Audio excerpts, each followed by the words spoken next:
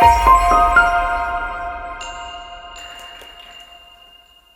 thank you guys. My name is Badri, as she already mentioned. I was born and raised in Ethiopia, then fled to Kenya, lived in Kenya for 7 years, and it was in Kenya that I started working with the non-profit organizations. So I came here 17 years ago, and with the other immigrants, we started this organization like 14 years ago. And currently we are doing different things, like sponsoring refugees to come to Canada, providing women language classes, food hamper for close to 360 families, and translation, resume writing, and connecting employers with employees, mostly employees with the employers. So tutoring is one of those many services we provide. So tutoring is very important for us because we are dealing with the newcomers community, newcomers and immigrant, especially newcomers whose first generation came to Canada maybe 25 years ago. So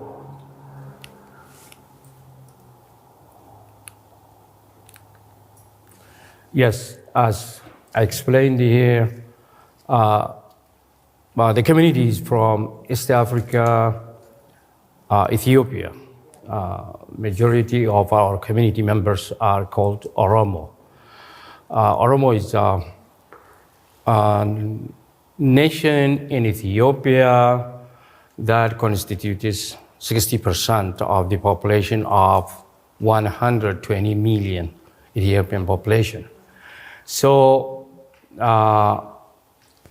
Oromo community is one of the vibrant community in Edmonton, yet relatively new to Edmonton. 99% of them are refugees. They had been in refugee camps. They didn't come here as skilled manpower or business class. They came here after they suffered a lot in refugee camps. Majority of them are also with a rural background, countryside. They were farmers. And almost half have very little or no formal educations. And many arrived in Canada with a little money, like they came from refugee camps, and it is very hard to work or to get job in refugee camps, as you know. Mental health and emotional instabilities are highly prevalent, and people suffer from these problems, family disputes. It took me, okay. This is very limited experience based on the tutoring and the mentoring we did at FOCAS. Like the tutoring program, we run Sundays and Saturdays in the weekend from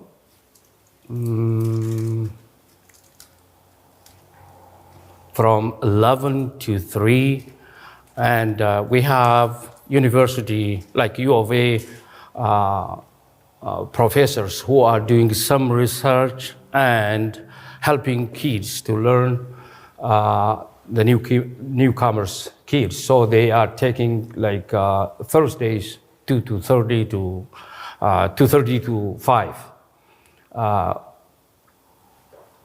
We help with all subject that is taught in Alberta schools or Edmonton Public School or Edmonton schools. We hire part-time teachers, 5 to 6. Sometimes we have more volunteers to help with the program. Students' needs and parents' interest always conflict, and that is what I want to show here. Like students need quickly learn English. When they come here, the big challenge is language. They want to learn English. Overcome the challenges, many challenges they have. The bullying, fitting into the peers, like with the friends and with the system.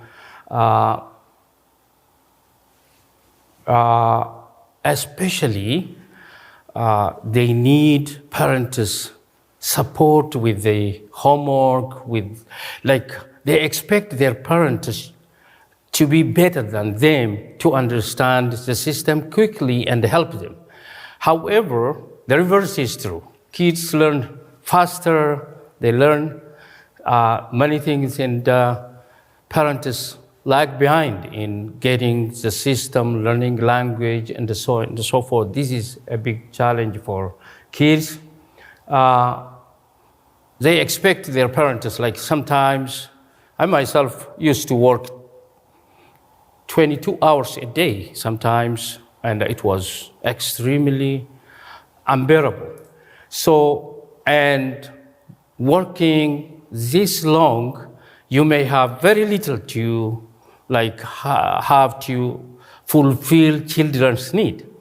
However, they expect you to get the same jacket with their friends, the same vacation when they, after break. Teachers always ask where they did go for vacation. They come home, and this is also means of contradiction with the parents and kids. Kids may not understand always. On the other hand, the parents want to raise their kids the same way they were raised by their parents. And keep their culture and the norms. For parents, cultures, religion, norms are at forefront. They want their kids to grow up the way they were grown up. Otherwise, they are afraid of losing the kids. They want to keep them in the same religious circle, whether they are Muslim or Christian. So, fear of their kids being influenced by other religion or culture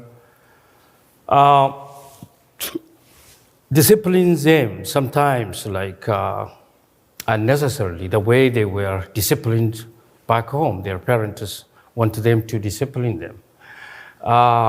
Sometimes excessive discipline, which is not acceptable even in Canadian standard.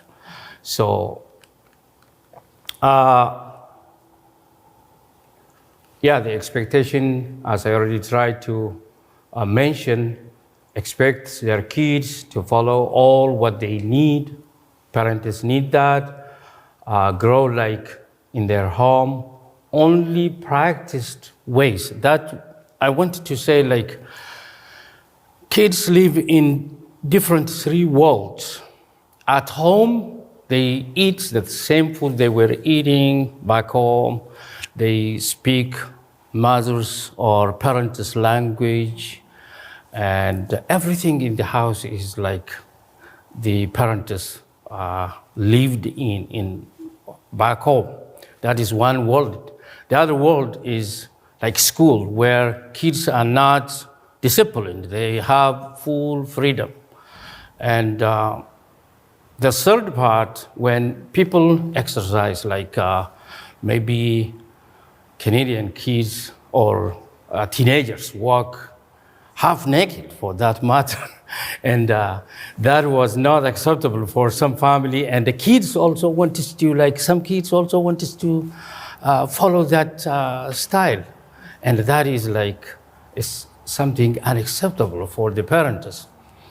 And I remember what one old man said, like he came to Canada and saw, observed everything, and they said during summer, ladies walk or stand naked. During the winter, trees stand naked. This is an amazing country. So students, on the other hand, expect the freedom, liberty they need to have in this country.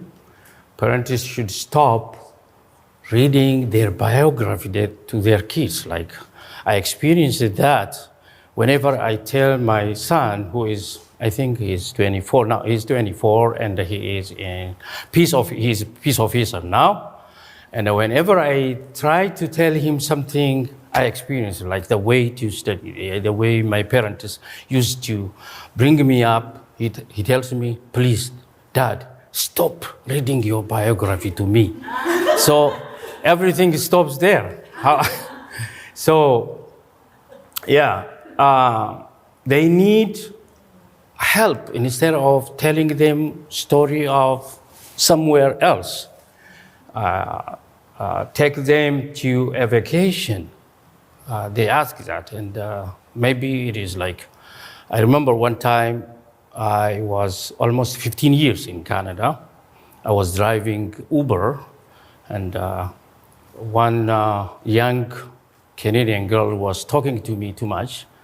Of course, at the time I didn't like, and she asked me, how many times do I go for vacation a year? I told her, in 15 years, I haven't been on vacation. It was true. And she said, you're gonna pay it later on. You're gonna suffer. She means to tell me, like, if you don't take vacation now, you're gonna suffer maybe depression or whatever. So there was no vacation, but kids want their parents to take them to vacation. So in worst case scenario, parents take strong actions, at times use excessive force, which I already mentioned, keeps them home, disregarding even their school time. Sometimes I know neighbors who want their kids to punish them by keeping them home, not to go to school.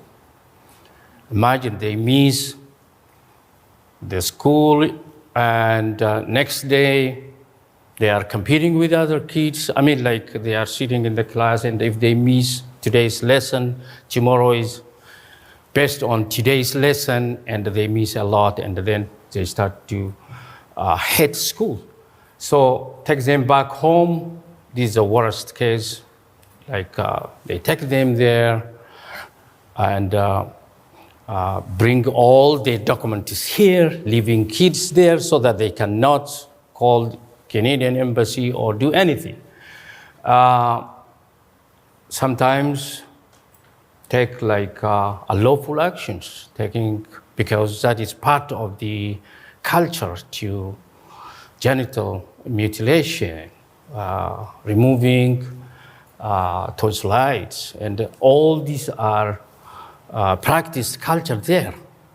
Anytime children have headache, they think of that. Oh, because they didn't remove their, that is like how they think. But for kids, it's a different thing. Force them to stay and learn their religion and the norms without adequate support. There is no support there, but they want to keep them so that they will just take or pick up some parents' culture. So for students, they resist these actions. They don't want to go to grocery or anywhere to help their parents. Kids have their own way of resisting. And Sometimes they refuse to go to school. But even if they go to school, I know I worked at high school and elementary as substitute and as education supporter.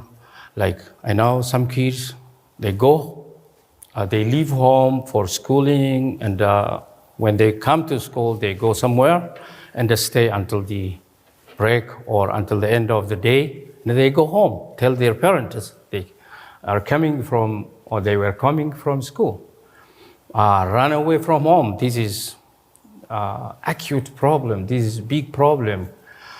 Join gangs, and sometimes commit suicide.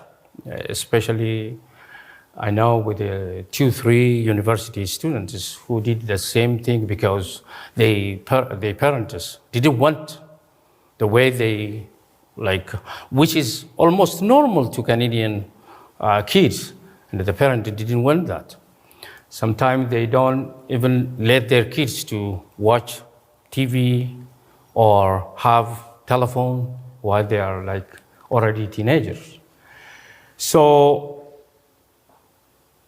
like what at FOCAS we try to bring parents and the kids together, and sometimes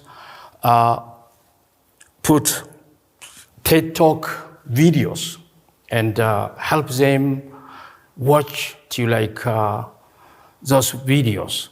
And sometimes we use our experience. Sometimes we invite professors to tell them like how to reconcile these conflicting interests, and invite some of the community members who achieved, especially who achieved in education, to become a role model for them. And we also help parents to understand, like especially what I was telling parents, even if they don't understand, to help their kids with homework. If they ask their kids when they come from school, how was your school, in their language? What was good? What was bad? Did you like it? This kind of question is very encouraging for kids. If parents do not ask this kind of question, how do kids understand whether parents like their education or they give attention to their studies? So we do these kind of things, and the outcome, I think currently, like when I came here, we had a lot of kids involved in gang life. Like there are many kids, especially I think it was 2012, 2013, Somalis, Oromos kids. There was time when in 3 years, we lost more than 24 youth in Fort Mac and here involved in gang and different lives. Parents and the children focus on resettlement, overcoming the challenges of being newcomer in Canada, understand each other instead of just creating conflict among themselves. We tried to do that, and we succeeded partly. Reduce family disputes and child abuses. There is no more taking kids back from our community, because as community association, we told our members that if we know that parents take kids to anywhere, whether it is in Kenya, Egypt, or whatever, and they come back, we just report that to the government. No one is doing it now. It is almost zero now. People stop doing that. Now, the good thing is, like, including my children, majority of them are, especially those who come to our place, are honor students. One time, I can tell you like a very short story. I had grade 5 daughter. As I told you, I was working 22 hours a day, sometimes 14. Minimum 14 hours a day is normal for me. And professionally, I was high school teacher back home. I know what schooling needs, but I didn't get time. I was working 7 days a week, and I didn't check her grade report. Anyways, one day she came home and said, "Daddy, I'm not popular at school." I asked her, "Why?" She said, "Because I'm brown, I'm black." I asked her, "Who told you color matters? Who told you white and black are different?" Because she was too young, and I didn't expect her to know that. And she said she knew. Now, I didn't sleep 2 days, for 2 nights, and then finally, an idea came to me. So, why don't I check her grade if she is not doing anything, and the teachers may be trying many times, and then we are not asking teachers, and we are not following up. Because of that, teachers might have neglected her. She was perceiving or understanding some realities. And then, I looked for the password for school zone, which I didn't even check before. I asked her, I checked at the school zone. She has all C's, grade C grades. Oh, now I came home and told her, Dreddy, her name is Dreddy, and I can make you popular. She said, no, I don't want to be popular.